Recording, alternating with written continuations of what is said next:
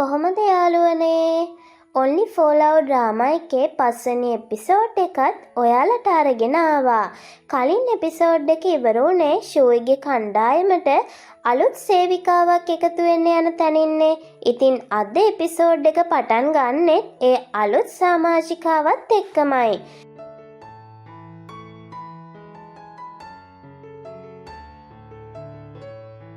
ෂූයිගේ කණ්ඩායමට අලුතින් එන්නේ ක්වින්සි.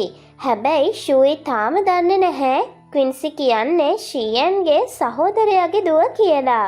ඒ වගේම ක්වින්සි තමන්ගේ අලුත් ප්‍රධානියා ෂූයි කියලා දැනගෙන හිටියත් ෂූයි සහ එයාගේ මාමා අතර ඇඳුනුකමක් තියෙනවා කියලා දන්නේ නැහැ. මේ අතරේ යූලින්ට ගුවන්ජීව ඉන්ටර්විව් කරන්න අවස්ථාවක් ලැබෙනවා. හැබැයි ඇගේ ඇත්තම අරමුණ වෙන්නේ ගුවන්ජීව ඉන්ටර්විව් කරන එක විතරක් නෙමෙයි. ඇයට ඕනි වෙන්නේ ගුවන්ජී හරහා ෂීයන්ව සම්බන්ධ කරගන්න. ඒ නිසා යූලින් ගුවන්ජීගෙන් ෂීයන් ගැන තොරතුරු අහනවා. ඒ වගේම ගුවන්ජීගේ සම්බන්ධතා විස්තරයක් ඉල්ලගන්න උත්සාහ කරනවා. හැබැයි ගුවන්ජීට යූලින්ගේ අරමුණ තේරෙනවා. ඒ නිසා ඔහු ඇයට තමන්ගේ විස්තර දෙන්නේ නැහැ. මේ අතරේ ක්වින්සිටත් වැඩට යන්න වෙලා තියෙන එක ගැන හොඳටම කලකිරිලා ඉන්නේ. ඉතින් ඇය ගුවන්ජීට කතා කරලා තමන්ව මේ වැඩෙන් බේරගන්න කියලා උදව් ඉල්ලනවා. හැබැයි ගුවන්ජීටත් මේ වෙලාවේ ක්වින්සිට කරන්න පුළුවන් දෙයක් නැහැ. ඒ නිසා ඔහු ඇයට කියන්නේ ටිකක් ඉවසලා තමන්ට ලැබුණු වැඩේ හරියට කරන්න කියලා. ඉතින් ක්වින්සිට කැමැත්තෙන් හෝ අකමැත්තෙන් වැඩ කරන්න සිද්ධ වෙනවා. මේ අතරේ ෂීයන් තමන්ගේ ව්‍යාපාර කටයුතු ගැන අවධානය යොමු කරගෙන ඉන්නවා. එතනදී ඔහුට දැනගන්න ලැබෙනවා ලේන් ටෙක්නොලොජි ආයතනයට මේ වෙද්දී මුදල් සම්බන්ධ ගැටලු කිහිපයක් තියෙනවා කියලා. ඒ වගේම මින්ගියෝ ආයතනය විසින් ලර්න් ටෙක්නොලොජි එකට මුදල් ලබා දීලා තියෙන බවත් ෂීයන්ට දැනගන්න ලැබෙනවා. ක්වින්සි වැඩට ආවට පස්සේ පැයක් විතර ෆෝන් එකේම ඉන්න නිසා ෂූයිගේ යාළුවා කියනවා ක්වින්සිට වැඩක් කරන්න පවරන්න කියලා.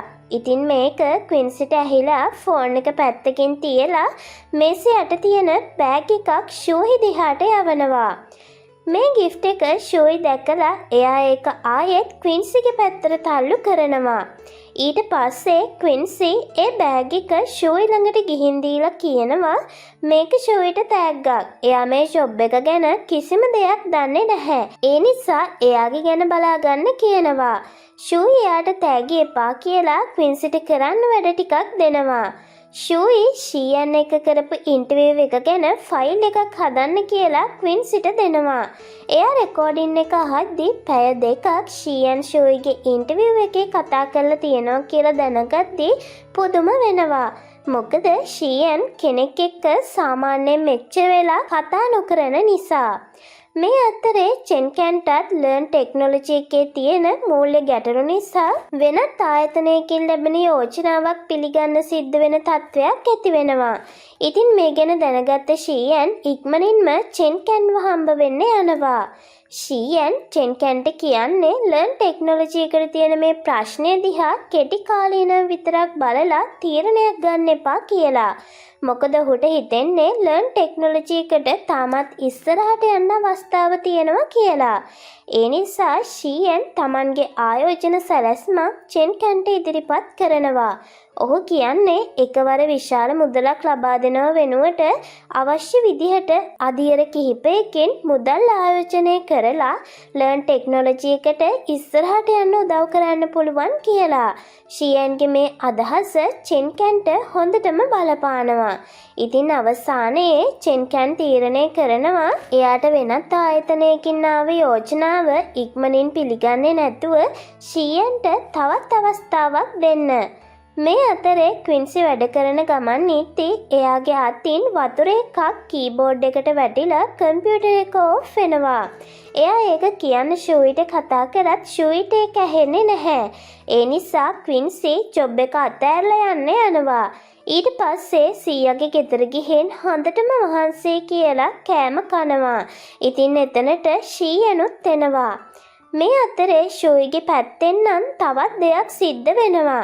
ෂූයි ෂියන් එක කරපු ඉන්ටර්විව් එක තාමත් යුන්චුන් එකෙන් ඇප්‍රූව් කරලා නැහැ. ඒකේ තියෙන අඩුපාඩුවක් හෝ කිසි දෙයක් නොකිය ඒක රිජෙක්ට් කරලා තියෙනවා. ඒ අතරේ මීටින් එකේදී චීෆ් මේ ගැන කතා කරනවා. මීටින් එක ඉවර වෙලා ෂූයිට ඉන්ටර්විව් එක ඇප්‍රූව් නොකරන්න හේතුව ෂියන්ගෙන් අහන්න කියනවා.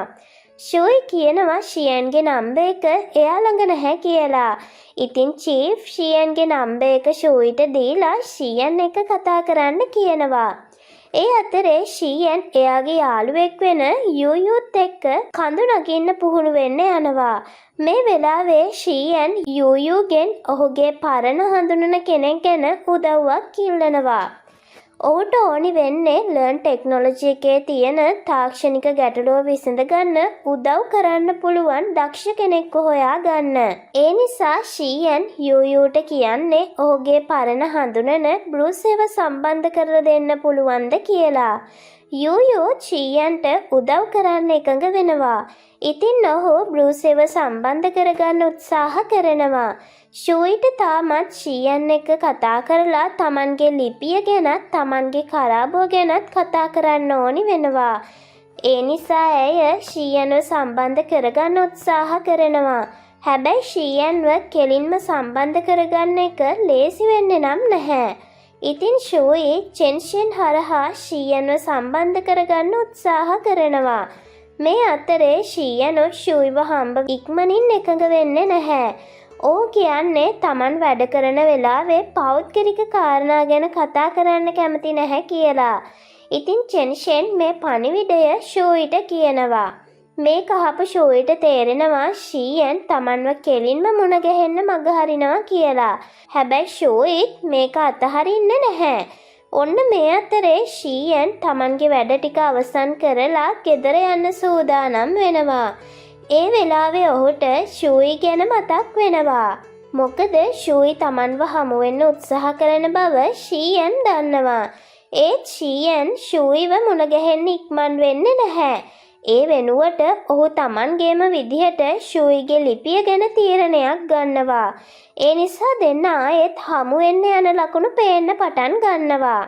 ඔන්න එහෙනම් only for love පස්වෙනි එපිසෝඩ් එක අවසන් වෙන්නේ ෂූයිට ෂියන්ව මුණ ගැහෙන්න හේතු දෙකක්ම තියෙන බව තේරෙන තැනින්. එකක් තමන්ගේ ලිපිය ගැන කතා කරන්න, අනික තමන්ගේ නැති වුණු කරාබුව පහු ගන්න. ඒත් ෂියන් නම් මේ වෙලාවේ ෂූයිව මුණ ගැහෙන්න තරම් කැමැත්තක් දක්වන්නේ නැහැ. ඉතින් ෂූයිට කොහොම හරි ෂියන්ව මුණ ගැහෙන්න පුළුවන් වෙයිද? ඒ වගේම ෂියන් ඇයව මග හරින්න ඇත්තටම ඇයි? ඒ වගේම ලර්න් ටෙක්නොලොජි එකට ෂියන් උදව් කරන්න තීරණය කරන්නේ ඇයි? මේ හැම දෙයක්ම දැනගන්න only for love 6 වෙනි එපිසෝඩ් එකෙන් හමු වෙමු. ඒ වගේම ඉස්සරහට එන අලුත් K-drama සහ C-drama review සහ recaps බලන්න channel එක subscribe කරලා අපිත් එක්ක එකතු වෙන්න. ඉතින් මේ ඩ්‍රාමා එකේ ඉතුරු කොටස් ටිකත් ඉක්මනින්ම ඔයාලට අරගෙන එනවට කැමති නම් මේ වීඩියෝ එකට අනිවාර්යෙන්ම කමෙන්ට් එකක් දාන්න. එහෙනම් මේ ලස්සන ඩ්‍රාමා එකේ 6 වෙනි කොටසින් ඉක්මනින්ම හමු වෙමු. බයි යාළුවනේ.